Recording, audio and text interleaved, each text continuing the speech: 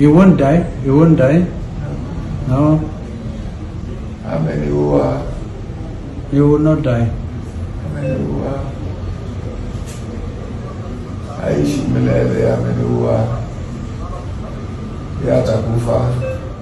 Alright guys, welcome back. Rafael Tuju, who was alleged to be abducted, emerges yesterday.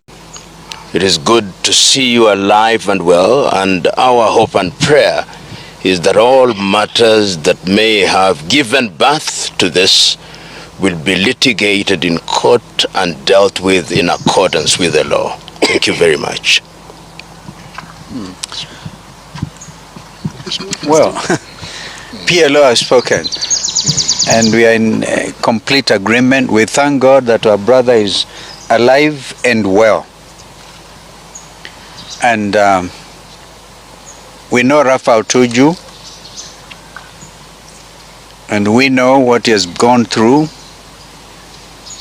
I have absolutely no reason not to believe what he has just said. And the truth of the matter is there's an abduction squad in town. So let everybody calm down and adhere to the principles of constitutionalism and the rule of law. We are a country under the rule of law, at least those of us who believe so, and we will work very hard to make sure that this country remains so. Thank you. And Rafael Tuju narrates how the state was following him in each and every steps that he was moving. According to him, that was a targeted abduction that was to be made. Just listen. I was being followed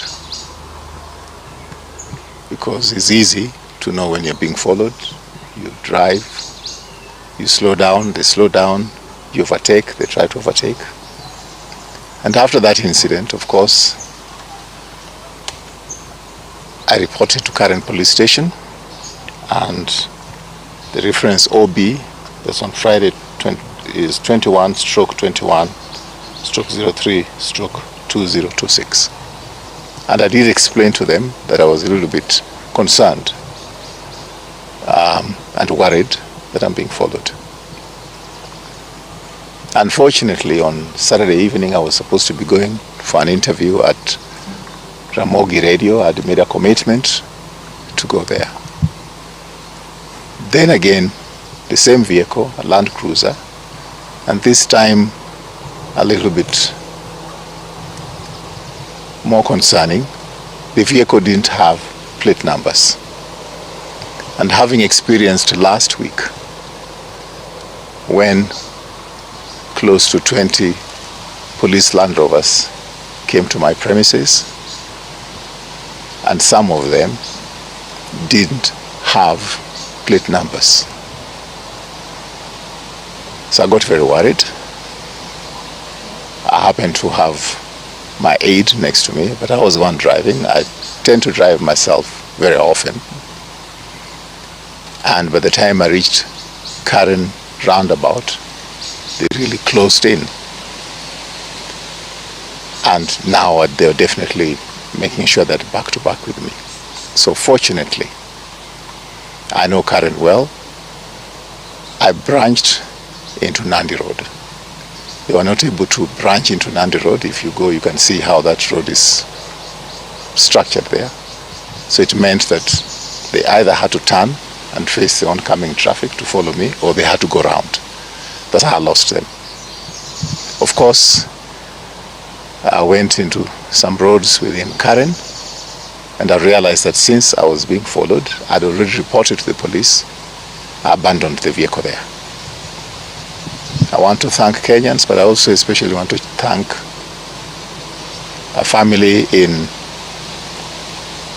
Kiambu, the boundary between here and Kiambu. that were able to give me shelter. They didn't care what my tribe is.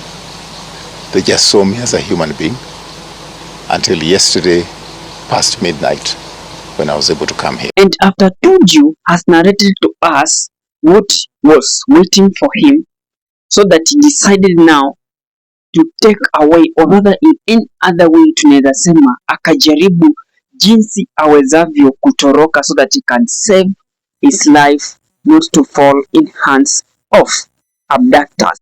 And then guess what happened? Rafael Tuju was forcibly arrested.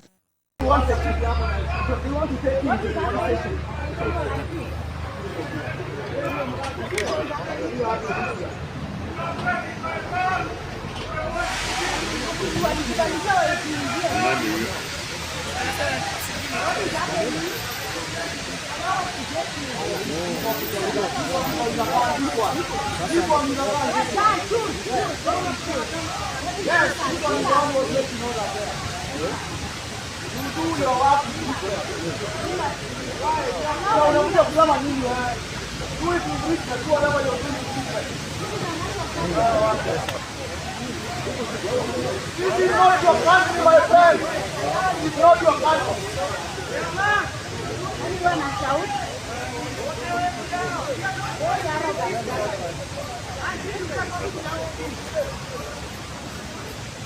We are not going to leave this station unless we record him on an over. He is in a police station. Record him in an OB pass. He is in a police station. The police is abducting his Tuju. The police is abducting. Let all Kenyans know that the police is now abducting Honorable Tuju. They have brought him to Karen police station and they have refused to book him in an OB. They have forced him in a Mwaro. They are actually breaking his back. No, let us in an OB somewhere. That is the procedure.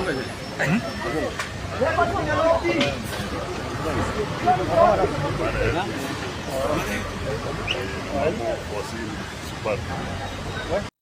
And from all commotion that was there, Rafael Tuju get injured and he was rushed to Karen Hospital.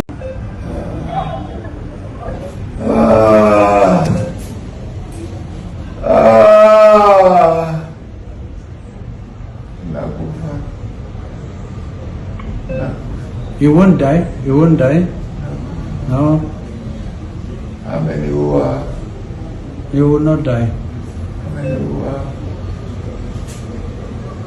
Aishi milele, ameniua, yatakufa.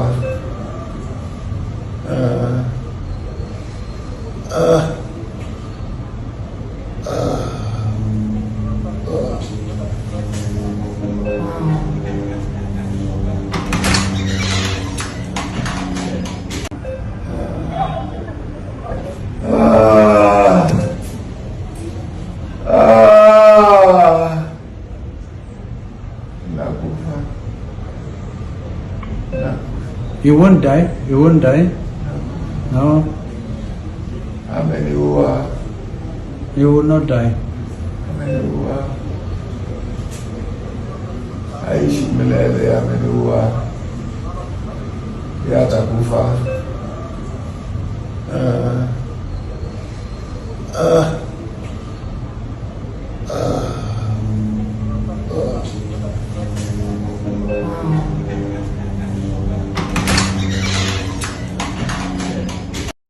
For a man to cry, it was really frustration on him. And now, people from Rarieda, where Rafael Tuju comes from, they head now to stand in solidarity. And they were like, William Samoei Ruto should stop frustrating their son. We are not happy as the people of Rarieda and the community where he comes from. Yes. We as the people of Kutipa, we are not happy, and the people of Rarieda.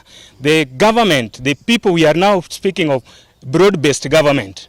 And what is happening to our son, we are not happy. If it is a matter of court, let it be court. But the frustration that Mheshimiwa is undergoing, we are not happy. And being that he's back, let be given a special treatment as a senior citizen of this nation. Yes. He has taken the people of Rarieda from a step to where the Rarieda is now being seen in the map of Kenya. This frustration must stop. If it is a matter of property, there is legal ways of settling debt, not frustration day by day. Yes. We want the government and those who are in the broad-based government, and if it is continue like this, we will not be very happy with the government. Yeah. Otherwise, we are happy for now, but the frustrations must stop. Stop. Yeah. From this news, one of the things we want to appreciate that Mheshimiwa Tuju is back, thanks to God. However, it should be taken into record that even as a community, we have not been excited because of the turmoil that he has gone through, the frustration he has gone through. As said earlier, this is a man who has been a cabinet secretary in this nation, a member of parliament. He is known as a man of repute even in this community, and that is why we have come in our numbers. We are pleading, whichever forces are behind whatever he's going through, let there be a stop. We have courts of law. Let him not be frustrated. We see him on media, up and down. Kindly, if there is anything that is involved in, let the due course be taken and let him be treated with the respect that he deserves. We love him as a community. We have seen what he has done. And Mheshimiwa Tuju, wherever you are, we are praying for you. You are a son of the land that we cannot forget. As women, we are super, super happy. Today we have water, we have electricity. You showed what good leadership is all about, and we cannot leave you at that kind of a time. So once again, thank to God for allowing us to get Tuju back. Amen. We don't want this trauma that we are having. The parents are here crying. The anxiety that we have. I think for me, even as a professional, I would say this is unacceptable. I would say it's unchristian because this is a human being. He's a Kenyan like any other Kenyan. The constitution of this country demands that every Kenyan should be protected. We are sure he cannot hide himself. Why would he take his sons and the wife and every other member of this family to such a trauma if there was anything like hiding himself somewhere? Mimi napenda huyo Tuju arudi hapa nyumbani kama pengine amepatikana. Tuna huzuni na kama amerudi nyumbani hapa tutafurahi. Tena tutafurahi, tutacheka. Saa hii hakuna haja ya kucheka, hatujaona yeye. Lazima tuone yeye na macho ndio tufurahie kabisa. Tunaomba tu Mungu asaidie yeye arudi paka nyumbani. Mimi kwa majina ni Jono Indasoyo, mkaji wa Rarieda. Chenye tunaomba, tumempenda Rafael Tuju, ni kiongozi mzuri ambaye anatumikia kila mtu.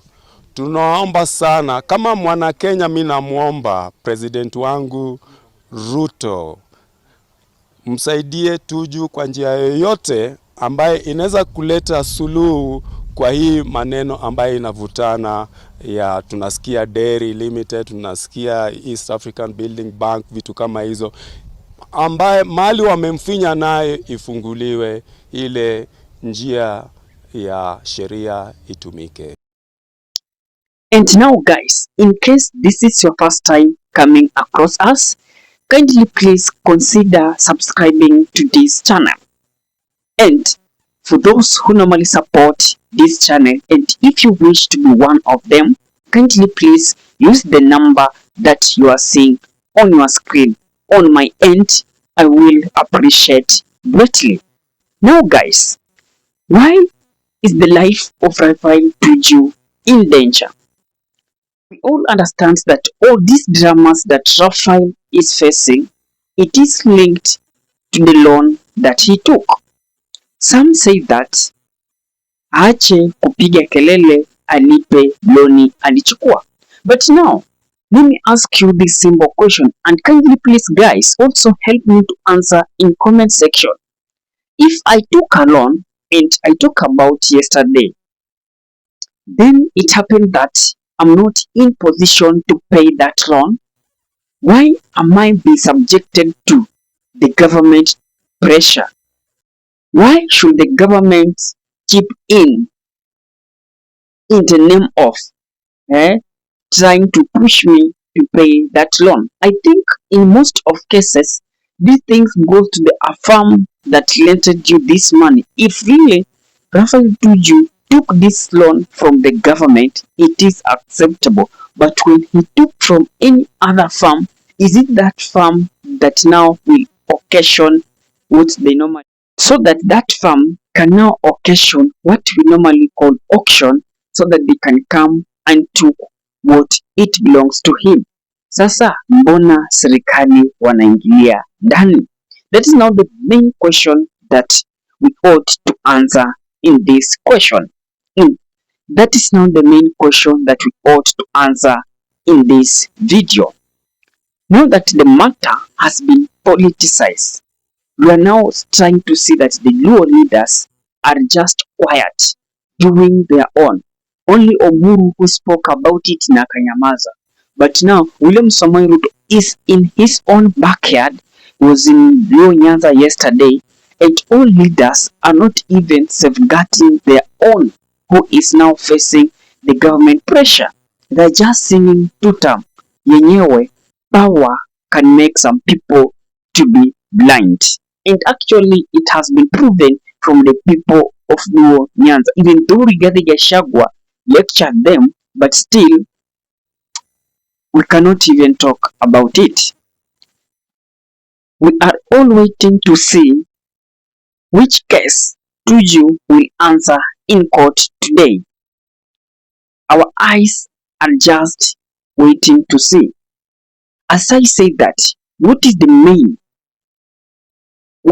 main question why this, or rather, what is the main reason why Tuju is facing all this in the name of self-abduction? I is going to because of me. So let's wait to see which case will this guy head now to answer from court.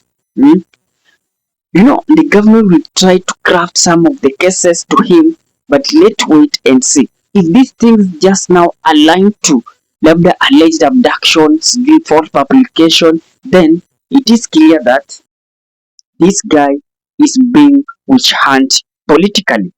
Kabisa, that is the main reason.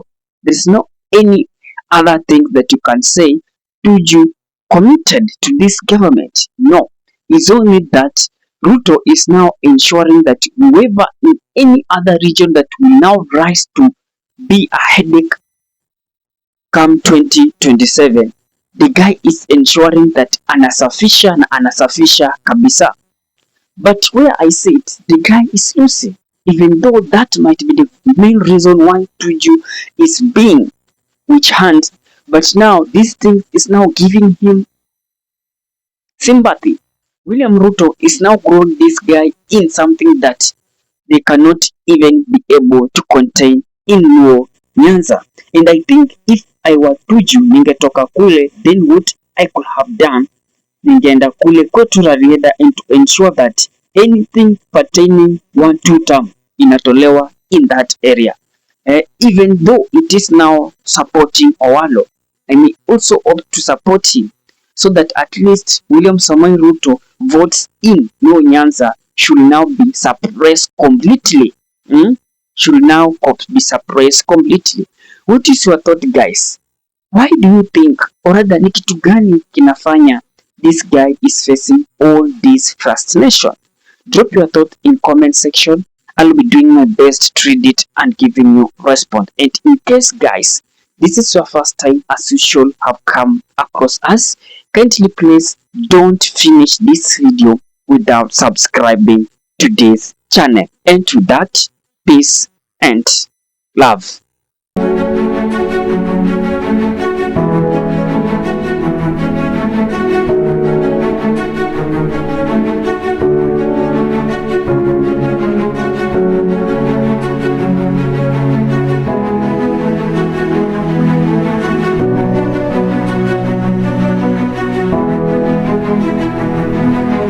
And with that, guys, thank you for choosing Kenya Political Brief as our primary news platform, more so on politics.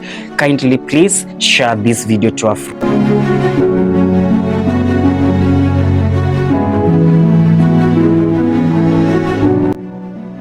If politics is your passion, this is the place you really wish to be. Kindly subscribe. Bye bye.